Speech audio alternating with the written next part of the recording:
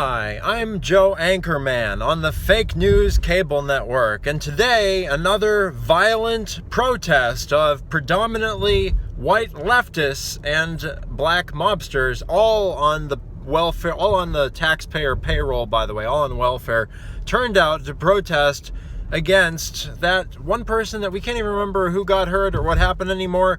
All we care about is burning down neighborhoods and throwing Molotov cocktails at police vehicles, injuring police officers all over the country, and wreaking havoc so that you're afraid to come out of your house. Do you live in a safe community? Don't worry. We'll make your community unsafe too.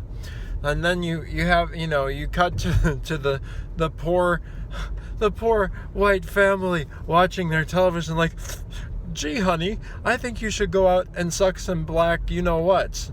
It's like, gee, I think that's a great idea. Starting today, this is actually from a legitimate or illegitimate post that I read from our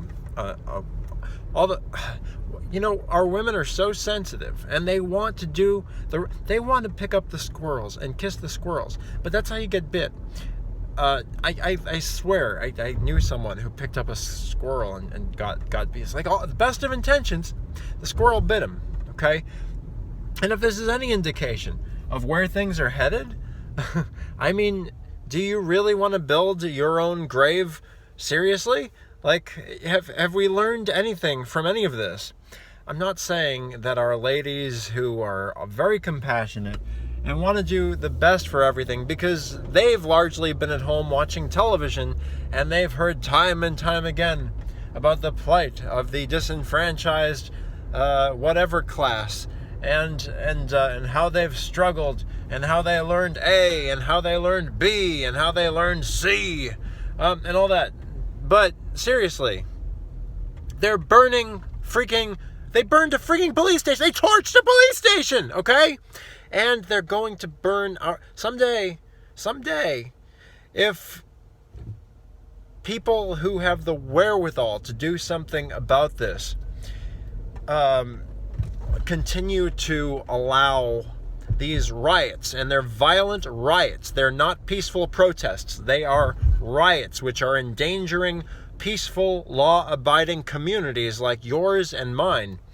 And eventually all of us are going to wake up in a war zone. Now, that's not good stewardship of our communities. That's not taking care of our emotional and sensitive and caring women who have the best of intentions, but ultimately are going to seal our graves if we don't look out for them and if we don't start thinking, okay?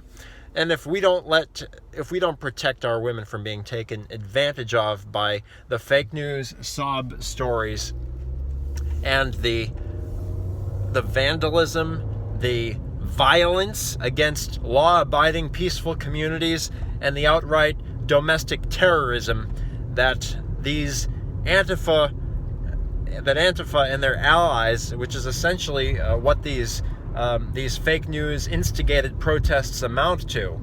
Because it's not about that one story, about that one person who, whatever. It's about, right now, it's an anti-American domestic terrorism riot against our police, against our first line of defense, against evil, against domestic terror, against riots, against violence, against unlawful violence on our own soil.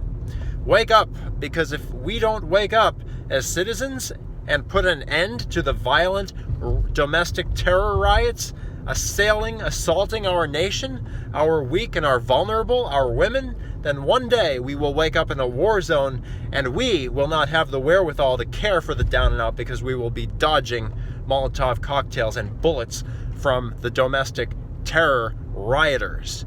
This is America's man's man, and this is your call to action to stop the violence.